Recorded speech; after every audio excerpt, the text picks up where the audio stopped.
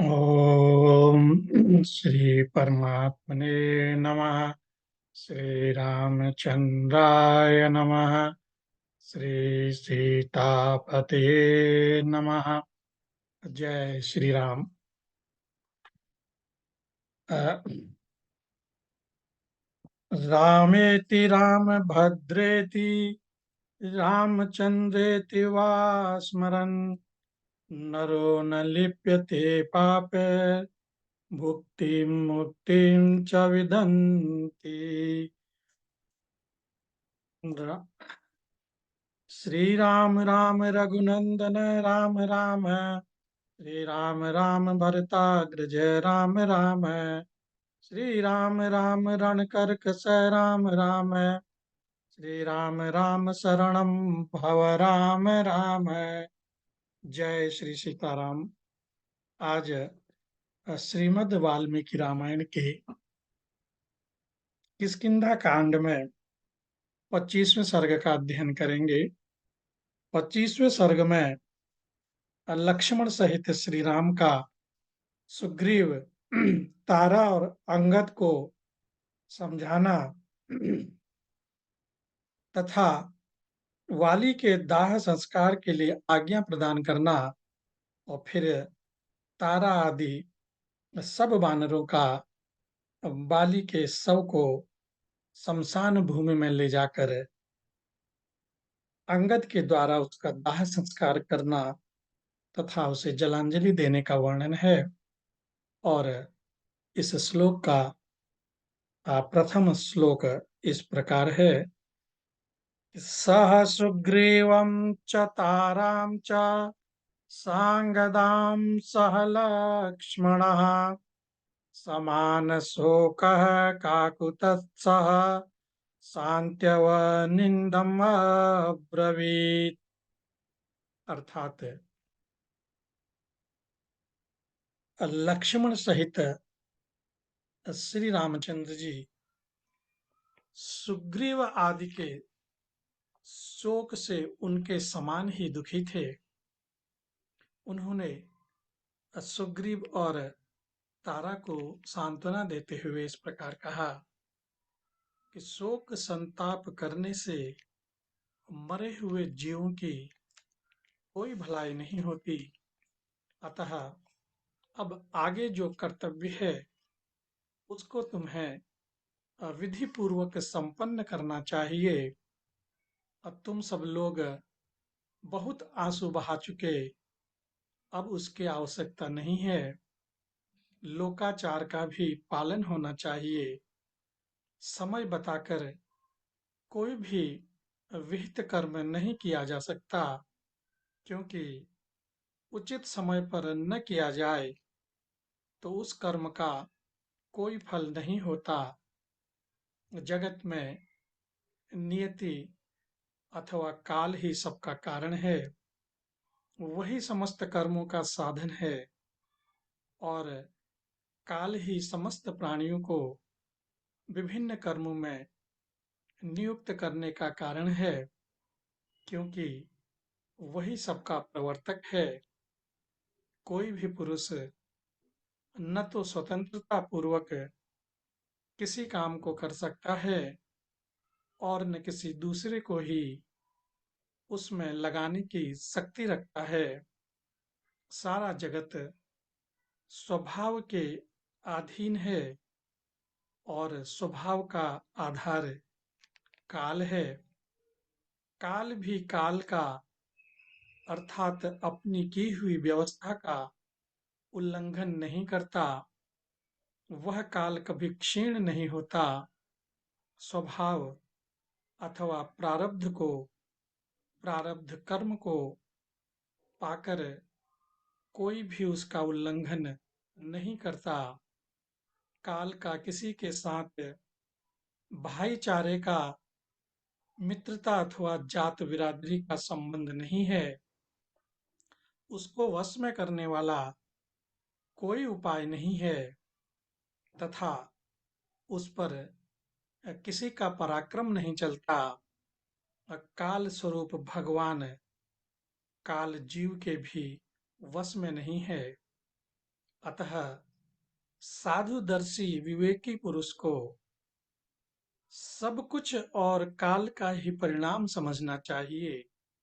धर्म, अर्थ और काम भी काल क्रम से ही प्राप्त होते हैं और मेरे द्वारा मारे जाने के कारण वानर राज वाली शरीर से मुक्त हो अपने शुद्ध स्वरूप को प्राप्त हुए हैं।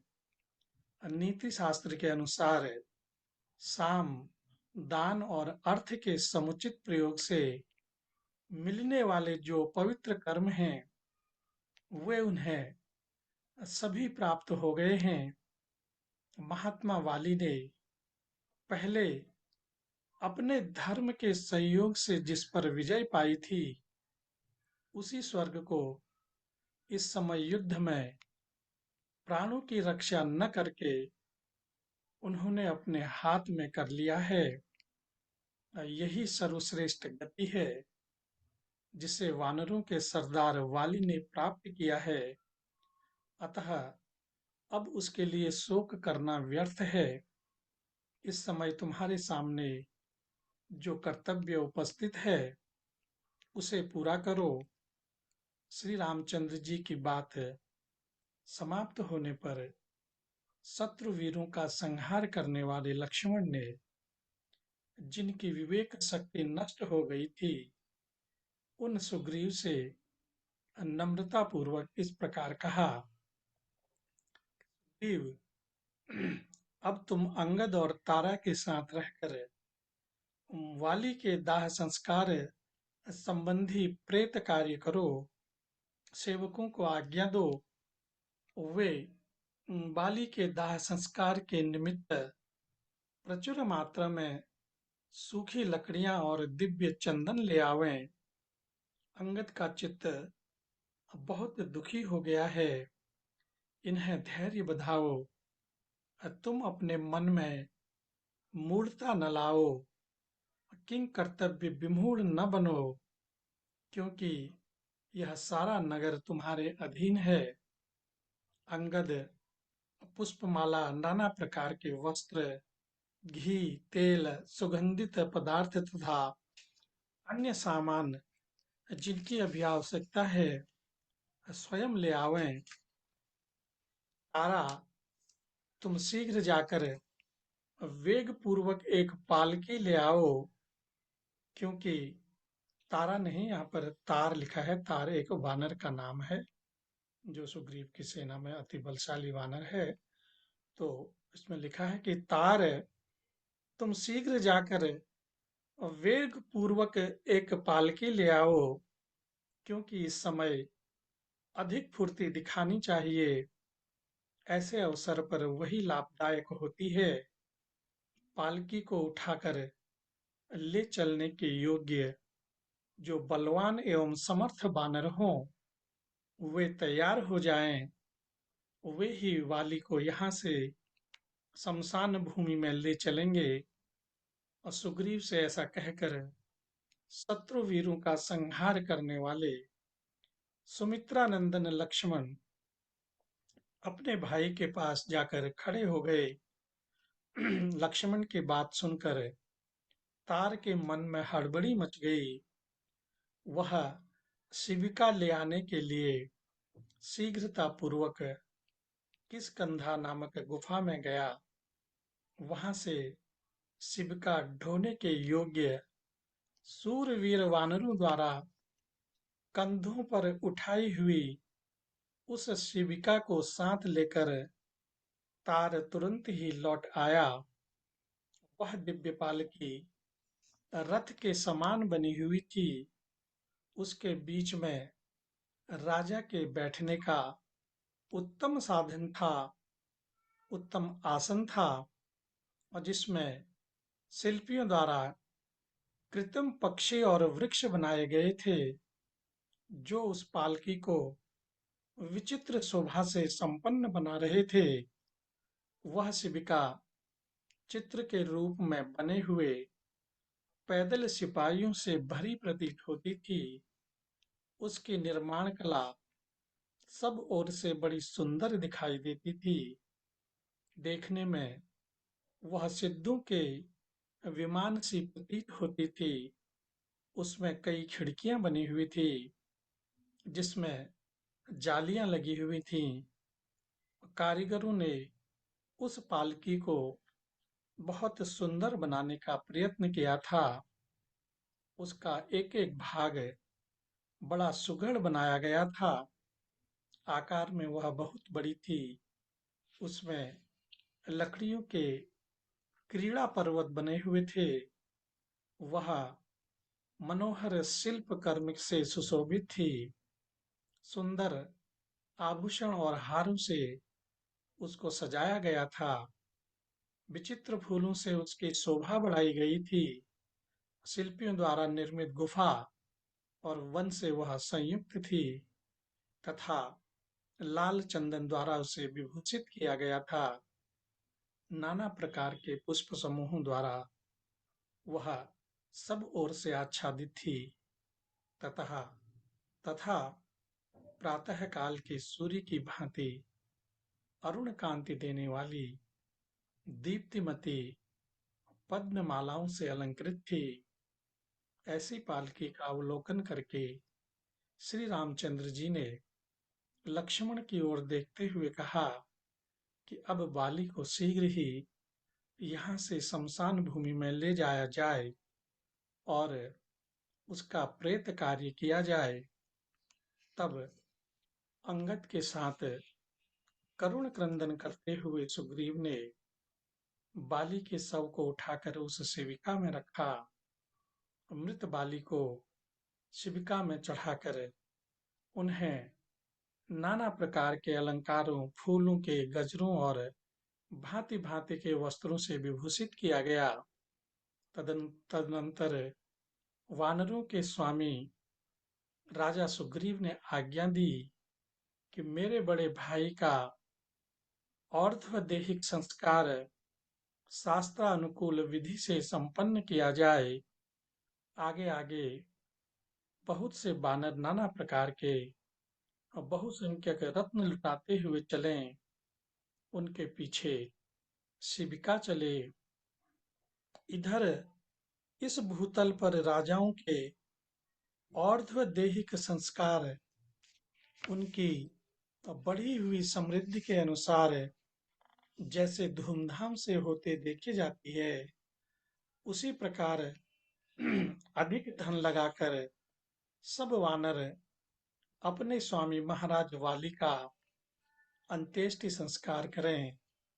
तब तार आदि वानरों ने वाली के और्ध्वदेहिक संस्कार का शीघ्र वैसा ही आयोजन किया।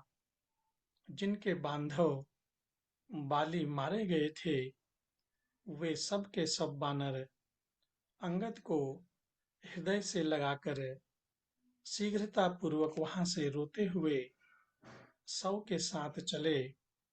उनके पीछे वाली के अधीन रहने वाले सभी बानर पत्नियां समीप आकर हा वीर कहती हुई अपने प्रियतम को पुकार पुकार कर बारंबार रोने चिल्लाने लगी।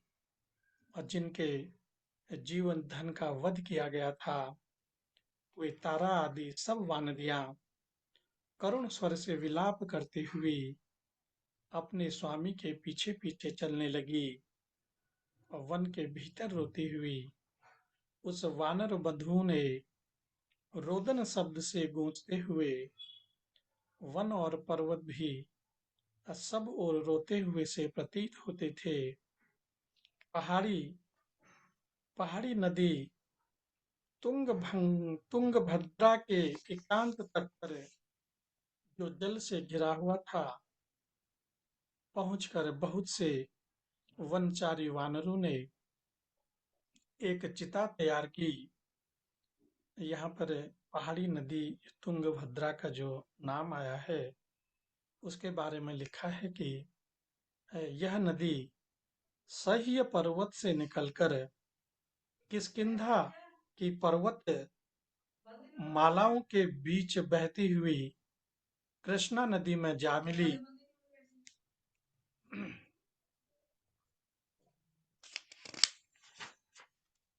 एवं विलपंती जामिली और इस प्रकार वानर राज जो तुम्हें परम प्रिय थी, वे तुम्हारी सभी चंद्रमुखी भारियां यहाँ उपस्थित हैं। तुम इन सबको तथा अपने भाई सुग्रीव को भी इस समय क्यों नहीं देख रहे हो?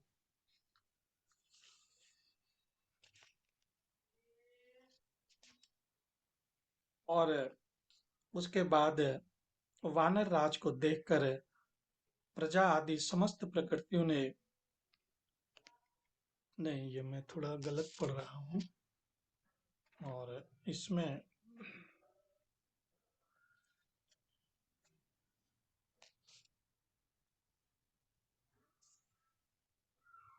इसके बाद है कि तदनंतर पालकी ढोने वाले श्रेष्ठ वानरों ने उसे अपने कंधे से उतारा और वे सब शोक मग्न हो एकांत स्थान में जाकर बैठे।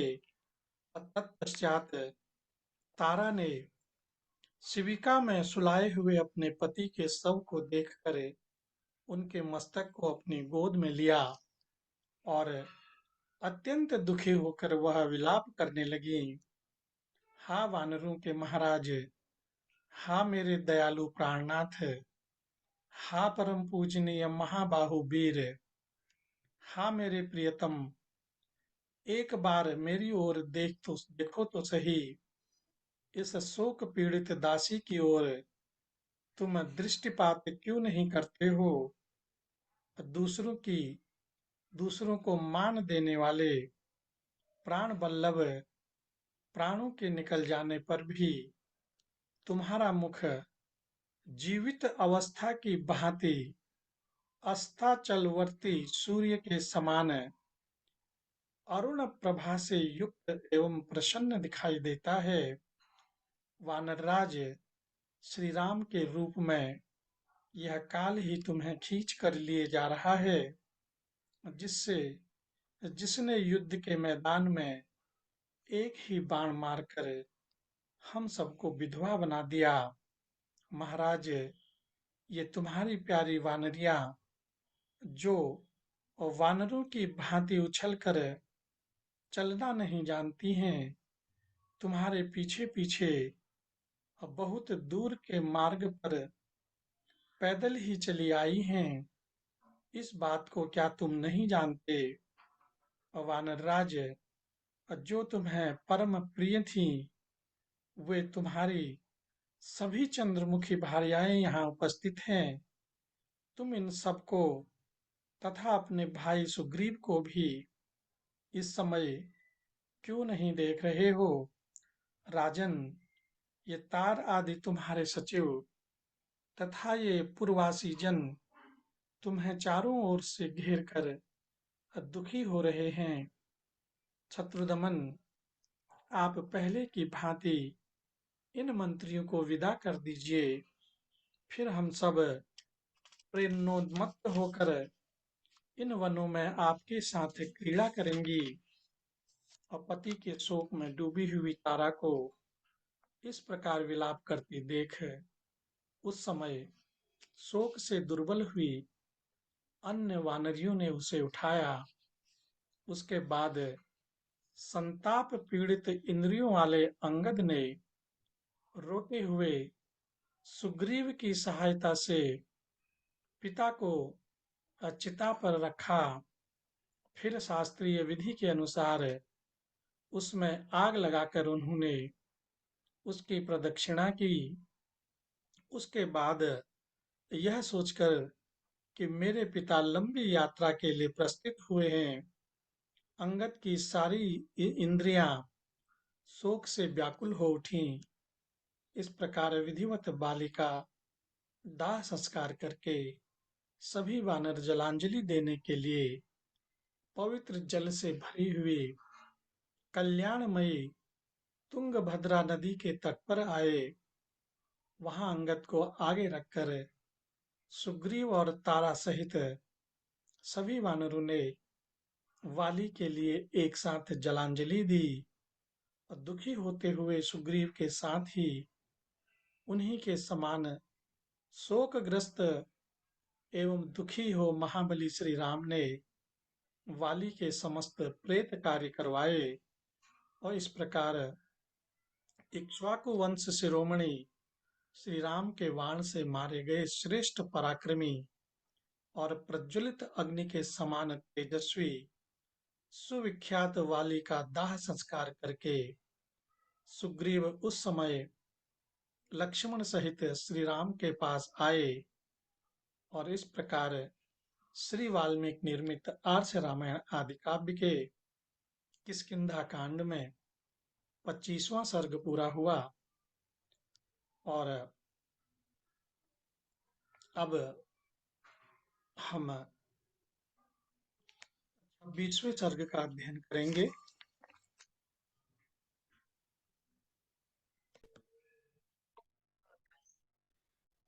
अब हम किष्किंधा कांड के 26वें सर्ग का अध्ययन करते हैं। इस सर्ग में हनुमान जी का सुग्रीव के अभिषेक के लिए श्री रामचंद्र जी से किष्किंधा में पधारने की प्रार्थना, श्री राम का पुरी में न जाकर केवल अनुमति देना, तत्पश्चात सुग्रीव और अंगद का अभिषेक का वर्णन है। और इस सर्ग का प्रथम श्लोक इस प्रकार है कि ततः शोकाभिसंतप्तं सुग्रीवं क्लिन्नवाससं शाखामृगमहामात्रः परिवार्येऽपतस्थिरे अभिगम्य महाबाहुं रामं क्लिष्टकारिणं स्थिताः प्राञ्जलयः सर्वे पितामहमिवर्षया। अर्थात तदनंतर वानर सेना के प्रधान प्रधान वीर हनुमान आदि भीगे वस्त्र वाले शोक संतृप्त सुग्रीव को चारों ओर से घेर कर उन्हें साथ लिए अनायास ही महान कर्म करने वाले महाबाहु श्री राम की सेवा में उपस्थित हुए। श्री राम के पास आकर वे सभी वानर उनके सामने हाथ जोड़कर खड़े हो गए, जैसे ब्रह्मा जी के सामने महर्षिगण खड़े होते हैं।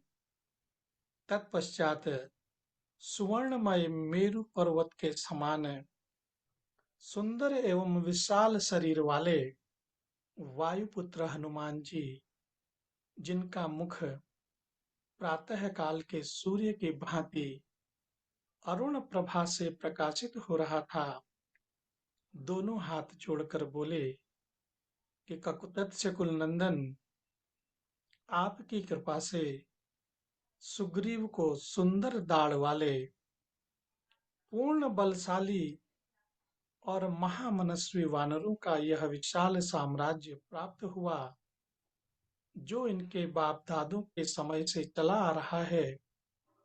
प्रभु, यद्यपि इसका मिलना बहुत ही कठिन था, तो भी आपके प्रसाद से यह इन्हें सुलभ हो गया। अब यदि आप आज्ञा दें तो ये सब अपने सुंदर नगर में प्रवेश करके सुहृदों के साथ अपना सब राज्य काल काज संभालें। ये शास्त्र विधि के अनुसार नाना प्रकार से सुगंधित पदार्थों और औषधियों सहित जल से राज्य पर अभिषिक्त होकर मालाओं तथा रत्नों द्वारा आपकी विशेष पूजा करेंगे। अतः सॉरी, आप इस रमणीय पर्वत गुफा किष्किंधा में पधारने की कृपा करें और इन्हें इस राज्य का स्वामी बनाकर वानरों का हर्ष बढ़ावें। हनुमान जी के ऐसा कहने पर शत्रु वीरों का संहार करने वाले तथा बातचीत में कुशल बुद्धिमान श्री रघुनाथ जी ने उन्हें यूं उत्तर दिया कि हनुमान, सौम्य, मैं पिता की आज्ञा का पालन कर रहा हूँ। 14 वर्ष के पूर्ण होने तक किसी ग्राम या नगर में प्रवेश नहीं करूंगा। वानर श्रेष्ठ वीर सुग्रीव इस समृद्धशालिनी दिव्य गुफा में प्रवेश करें और वहां शीघ्र ही इनका विधि पूर्वक राज्याभिषेक कर दिया जाए। हनुमान से ऐसा कहकर श्री रामचंद्र जी सुग्रीव से बोले कि मित्र, तुम लौकिक और शास्त्रीय सभी व्यवहार जानते हो। कुमार अंगद सदाचार संपन्न तथा महान बल पराक्रम से परिपूर्ण है। इसमें वीरता कूट कूट कर भरी है। अतः तुम इनको भी युवराज के पद पर अभिषिक्त करो। ये तुम्हारे बड़े भाई के ज्येष्ठ पुत्र हैं। पराक्रम में भी उन्हीं के समान है तथा इनका हृदय उदार है। अतः अंगद युवराज के पद के लिए सर्वथा अधिकारी हैं। सौम्य, वर्षा कहलाने वाले 4 मास या चौमासे आ गए हैं। इनमें पहला मास यह श्रावण, जो जल की प्राप्ति कराने वाला है, आरंभ हो गया। सौम्य, यह किसी पर चढ़ाई करने का समय नहीं है। इसलिए तुम अपनी सुंदर नगरी में जाओ। मैं लक्ष्मण के साथ इस पर्वत पर निवास करूंगा। सौम्य सुग्रीव, यह पर्वतीय गुफा बड़ी रमणीय और विशाल है। इसमें आवश्यकता के अनुरूप हवा भी मिल जाती है। यहाँ पर्याप्त जल भी सुलभ है और कमल तथा उत्पल भी बहुत हैं। सखे, कार्तिक आने पर तुम रावण के वध के लिए प्रयत्न करना। यही हम लोगों का निश्चय रहा। अब तुम अपने महल में प्रवेश करो और राज्य पर अभिषिक्त होकर सुहृदों को आनंदित करो। श्री रामचंद्र जी की यह आज्ञा पाकर वानर श्रेष्ठ सुग्रीव उस रमणीय किष्किंधापुरी में गए की रक्षा वाली ने की थी। उस समय गुफा में प्रविष्ट हुए उन वानरराज को चारों ओर से घेर कर हजारों वानर उनके साथ ही गुफा में घुस गए। वानरराज को देखकर प्रजा आदि समस्त प्रकृतियों ने एकाग्रचित्त हो पृथ्वी पर माथा टेक कर उन्हें प्रणाम किया। महाबली पराक्रमी सुग्रीव ने उन सबको उठने की आज्ञा दी और उन सब से बातचीत करके वे भाई के सौम्य अंतःपुर में प्रविष्ट हुए। भयंकर पराक्रम करने वाले वानर श्रेष्ठ सुग्रीव को अंतःपुर में आया देख उनके सुहृदों ने उनका उसी प्रकार अभिषेक किया जैसे देवताओं ने सहस्त्र नेत्रधारी इंद्र का किया था।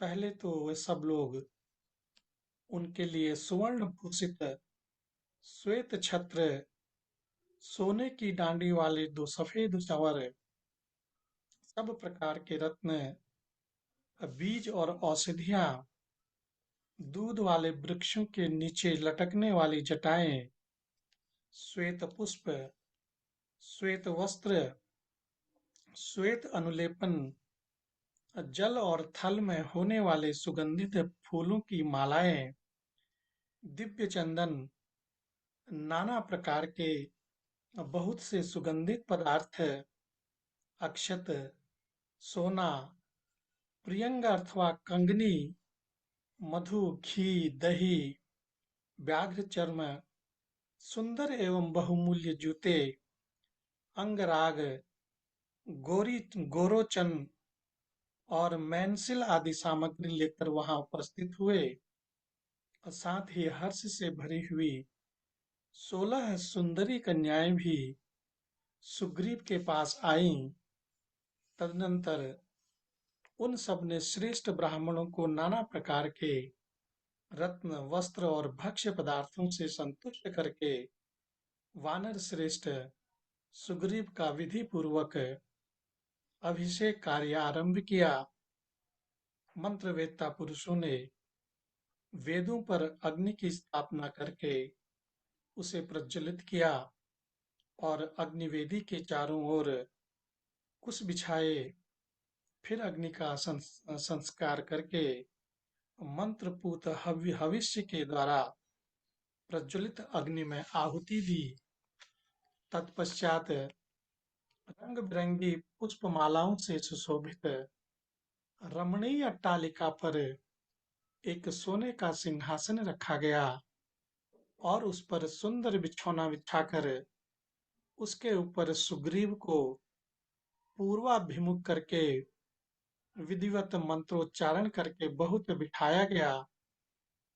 इसके बाद श्रेष्ठ वानरों ने नदियों, नदों, संपूर्ण दिशाओं के तीर्थों और समस्त समुद्रों से लाए हुए निर्मल जल को एकत्रित करके उसे सोने के कलशों में रखा और फिर गज, गवाक्ष, गवय, शरभ, गंधमादन, मैंद, द्विविध, हनुमान और जाम्बवान ने महर्षियों की बताई हुई शास्त्रोक्त विधि के अनुसार सुवर्णमय कलशों में रखे हुए स्वच्छ और सुगंधित जल से सांड के सींगों द्वारा सुग्रीव का उसी प्रकार अभिषेक किया जैसे वसुओं ने इंद्र का अभिषेक किया था। सुग्रीव का अभिषेक हो जाने पर वहां लाखों की संख्या में एकत्र हुए समस्त महामनस्वी श्रेष्ठ वानर हर्ष से भरकर जयघोष करने लगे। श्री रामचंद्र जी की आज्ञा का पालन करते हुए वानर राज सुग्रीव ने अंगद को हृदय से लगाकर उन्हें भी युवराज के पद पर अभिषिक्त कर दिया। अंगद का अभिषिक्त हो जाने पर महामनस्वी दयालु वानर साधु साधु कहकर सुग्रीव की सराहना करने लगे। इस प्रकार अभिषिक्त होकर किष्किंधा में सुग्रीव और अंगद के विराजमान होने पर समस्त वानर परम प्रसन्न हो महात्मा श्री राम और लक्ष्मण की बारंबार स्तुति करने लगे। उस समय पर्वतों की गुफा में बसी हुई किष्किंधापुरी हृष्ट पुष्ट पुरवासियों से व्याप्त तथा पताकाओं से सुशोभित होने के कारण बड़ी रमणीय प्रतीत होती थी। वानरों के स्वामी पराक्रमी सुग्रीव ने महात्मा श्री रामचंद्र जी के पास जाकर अपने अभिषेक का समाचार निवेदन किया और अपनी पत्नी रूमा को पाकर उन्होंने उसी प्रकार वानरों का साम्राज्य प्राप्त किया जैसे देवराज इंद्र ने त्रिलोकी का। इस प्रकार श्री वाल्मीकि निर्मित आर्ष रामायण आदि काव्य के किष्किंधा कांड में 26वां सर्ग पूरा हुआ। अब 27वें सर्ग का अध्ययन करते हैं। इस सर्ग में प्रस्थ वर्ण गिरि पर श्री राम और लक्ष्मण की परस्पर बातचीत का वर्णन है और इस सर्ग का प्रथम श्लोक इस प्रकार है। अभिषिक्ते तु सुग्रीवे प्रविष्टे वानरे गुहाम् आजगाम सह भ्राता रामः प्रस्थवर्णम गिरिम। अर्थात जब वानर सुग्रीव का राज्याभिषेक हो गया और वे किष्किंधा में जाकर रहने लगे, उस समय अपने भाई लक्ष्मण के साथ श्री रामचंद्र जी प्रस्तव प्रस्थवनगिरि पर चले गए। वहां चीतों और मृगों की आवाज गूंजती रहती थी। भयंकर गर्जना करने वाले सिंहों से वह स्थान भरा हुआ था। नाना प्रकार की झाड़ियों और लताएं उस पर्वत को आच्छादित किए हुई थी और घने वृक्षों के द्वारा वह सब ओर से व्याप्त था। रीछ, वानर, लंगूर और विलाव आदि जंतु वहां निवास करते थे। वह पर्वत मेघों के समूह सा जान पड़ता था। दर्शन करने वाले लोगों के लिए वह सदा ही मंगलमय और पवित्र कारक था। उस पर्वत के शिखर पर एक बहुत बड़ी और विस्तृत गुफा थी। लक्ष्मण सहित श्री राम ने उसी का अपने रहने के लिए आश्रय लिया। रघुकुल का आनंद बढ़ाने वाले निष्पाप श्री रामचंद्र जी वर्षा का अंत होने पर सुग्रीव के साथ लड़ाई चढ़ाई करने का निश्चय करके वहां आए थे। उन्होंने लक्ष्मण की वृद्धि करने वाले अपने विनय युक्त भ्राता लक्ष्मण से यह समयोचित बात कही कि शत्रुदमन सुमित्रा कुमार, यह पर्वत की गुफा बड़ी ही सुंदर और विशाल है। यहाँ हवा के आने जाने का भी मार्ग है। हम लोग वर्षा की रात में इसी गुफा के भीतर निवास करेंगे। राजकुमार, पर्वत का यह शिखर बहुत ही उत्तम और रमणीय है। सफेद, काले और लाल हर तरह के प्रस्तर खंड इसकी शोभा बढ़ा रहे हैं। यहाँ नाना प्रकार के धातुओं की खानें हैं। पास ही नदी बहती है। उसमें रहने वाले मेढक यहाँ भी उछलते कूदते चले आते हैं। नाना प्रकार के वृक्ष समूह इनकी शोभा बढ़ाते हैं।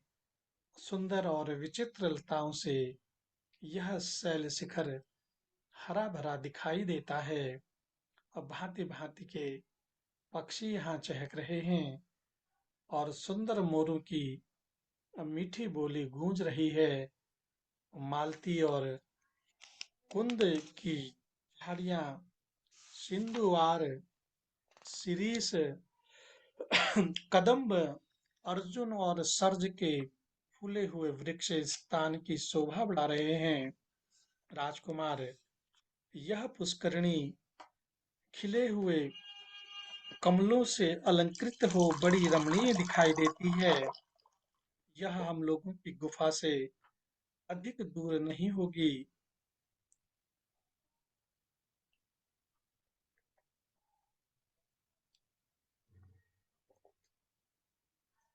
सौम्य, यहाँ का स्थान ईशान कोण की ओर से नीचा है, अतः यह गुफा हमारे निवास के लिए बहुत अच्छी रहेगी।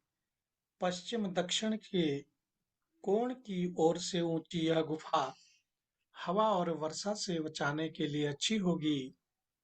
यहाँ पर ईशान कोण का वर्णन आया है, तो इसका स्पष्टीकरण यह है कि ईशान कोण की ओर नीची तथा नैऋत्य कोण की ओर से ऊंची होने से उसका द्वार नैऋत्य कोण की ओर था। यह प्रतीत होता था इससे उसमें पूर्वी हवा और उधर से आने वाली वर्षा का प्रवेश नहीं था। और उसके आगे श्री राम जी कहते हैं कि सुमित्रा नंदन, इस गुफा के द्वार पर समतल शिला है जो बाहर बैठने के लिए सुविधाजनक होने के कारण सुखदायिनी है। यह लंबी चौड़ी होने के साथ ही खान से काटकर निकाले हुए कोयले की राशि के समान काली है। तात, देखो, यह सुंदर पर्वत शिखर उत्तर की ओर कटे हुए कोयलों की राशि तथा घुमड़े हुए मेघों की घटा के समान काला दिखाई देता है, उसी तरह दक्षिण दिशा में भी इसका जो शिखर है वह श्वेत वस्त्र और कैलाश श्रृंग के समान श्वेत दिखाई देता है। नाना प्रकार की धातुएं इसकी शोभा बढ़ाती हैं। वह देखो, इस गुफा के दूसरी ओर त्रिकूट पर्वत के समीप बहने वाली मंदाकिनी के समान तुंगभद्रा नदी बह रही है। उसकी धारा पश्चिम से पूर्व की ओर जा रही है। इसमें कीचड़ का नाम भी नहीं है। चंदन, तिलक, ताल, तमाल, अतिमुक्तक, पद्मक, सरल और शोक आदि नाना प्रकार के वृक्षों से उस नदी की कैसी शोभा हो रही है। जलबैंत, तिमिद, बकुल, केतक, हिंताल, तिनिस, नीप, स्थल बैंत, कृतमाल अथवा अमिलतास आदि भांति भांति के तटवर्ती वृक्षों से जहां तहां सुशोभित हुई यह नदी वस्त्राभूषणों से विभूषित श्रृंगार सज्जित युवती स्त्री के समान जान पड़ती है। और सैकड़ों पक्षी समूहों से संयुक्त हुई यह नदी उनके नाना प्रकार के कलरवों से गुजरती रहती है। परस्पर अनुरक्त हुए चक्रवाक इस सरिता की शोभा बढ़ाते हैं। अत्यंत रमणीय तटों से अलंकृत नाना प्रकार के रत्नों से संपन्न तथा हंस और सारसों से सेवित यह नदी अपनी हास्य छटा बिखेरती हुई सी जान पड़ती है। कहीं तो यह नील कमलों से ढकी हुई है, कहीं लाल कमलों से सुशोभित होती है और कहीं श्वेत एवं दिव्य कुमुद कलिकाओं से शोभा पाती है। सैकड़ों जल पक्षियों से सेवित तथा मोर एवं क्रौच के कलरवों से मुखरित हुई यह सौम्य नदी बड़ी रमणीय प्रतीत होती है और मुनियों के समुदाय इसके जल का सेवन करते हैं।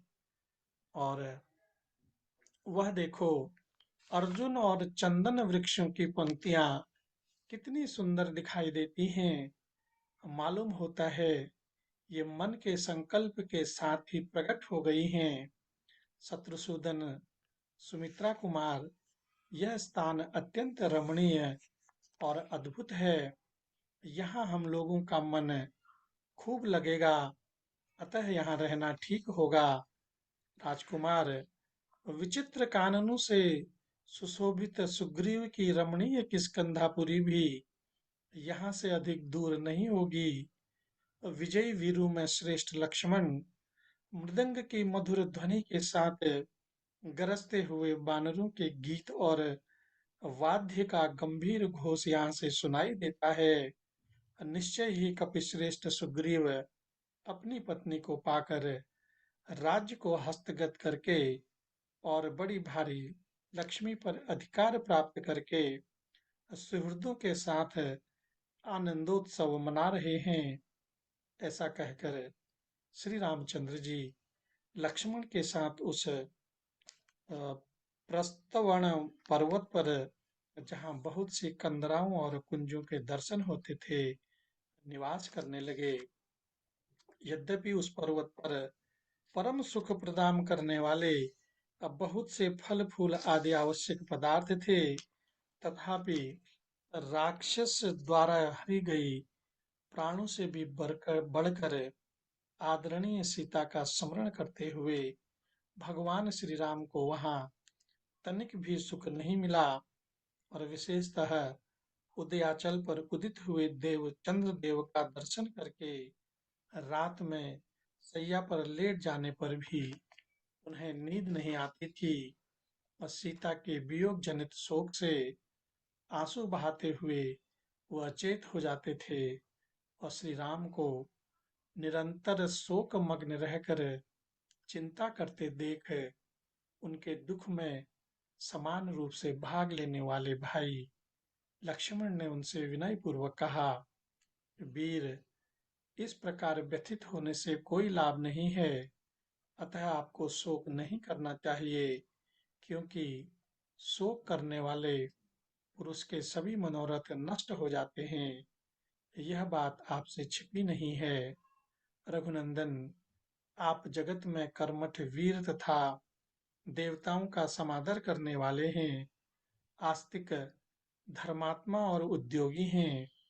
यदि आप शोकवश उद्यम छोड़ बैठते हैं तो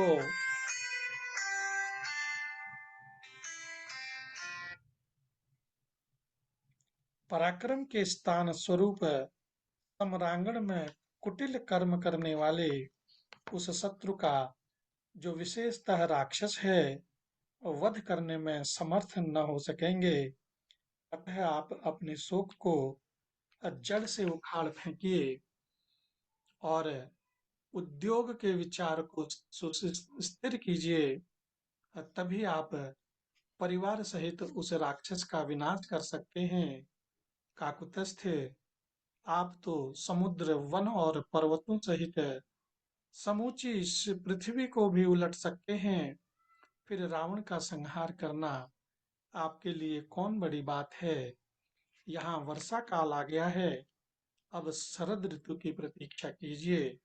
फिर राज्य और सेना सहित रावण का वध कीजिएगा। जैसे राख में छिपी हुई आग को हवन काल में आहुतियों द्वारा प्रज्वलित किया जाता है, उसी प्रकार मैं आपके सोए हुए पराक्रम को जगा रहा हूँ और भूले हुए बल विक्रम की याद दिला रहा हूँ। लक्ष्मण के इस शुभ एवं हितकर वचन की सराहना करके रघुनाथ जी ने अपनी स्नेह सुहृत सुमित्रा कुमार से इस प्रकार कहा कि लक्ष्मण, अनुरागी, स्नेही, हितैषी और सत्य पराक्रमी वीर को जैसी बात कहनी चाहिए वैसी ही तुमने कही है।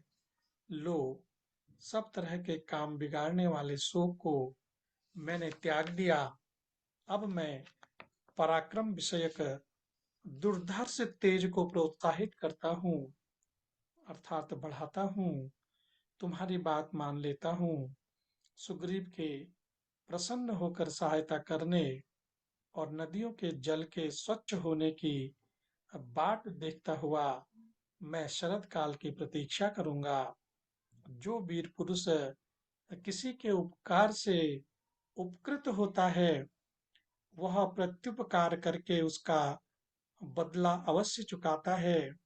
किंतु यदि कोई उपकार को न मानकर या भुलाकर प्रत्युपकार से मुंह मोड़ लेता है, वह शक्तिशाली श्रेष्ठ पुरुषों के मन को ठेस पहुंचाता है। और श्री राम के उस कथन को ही युक्ति युक्त मानकर लक्ष्मण ने उसकी भूरी भूरी प्रशंसा की और दोनों हाथ जोड़कर अपनी शुभ दृष्टि का परिचय देते हुए वे नयनाभिराम श्री राम से इस प्रकार बोले कि नरेश्वर, जैसा कि आपने कहा है, वानर राज सुग्रीव अवश्य ही आपका यह सारा मनोरथ सिद्ध करेंगे। अतः आप शत्रु के संहार करने का दृढ़ निश्चय लिए शरद काल की प्रतीक्षा कीजिए और इस वर्षा काल के विलंब को सहन कीजिए। क्रोध को काबू में रखकर शरद काल की राह देखिए और बरसात के 4 महीनों तक जो भी कष्ट हो उसे सहन कीजिए तथा शत्रुवध में समर्थ होने पर भी इस वर्षा काल को व्यतीत करते हुए मेरे साथ इस सिंह सेवित पर्वत पर निवास कीजिए। इस प्रकार श्री वाल्मीकि निर्मित आर्ष रामायण आदि काव्य के किष्किंधा कांड में 27वां सर्ग पूरा हुआ। आज इतना ही। आगे की कथा कल करेंगे और तब तक के लिए भगवान के सभी प्रेमी भक्तजनों को मेरा प्यार भरा नमस्कार, प्रणाम। जय श्री राम।